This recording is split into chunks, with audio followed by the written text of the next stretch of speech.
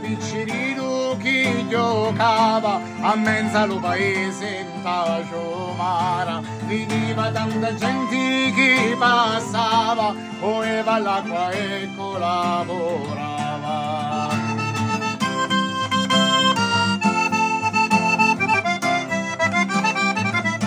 Quando partiva per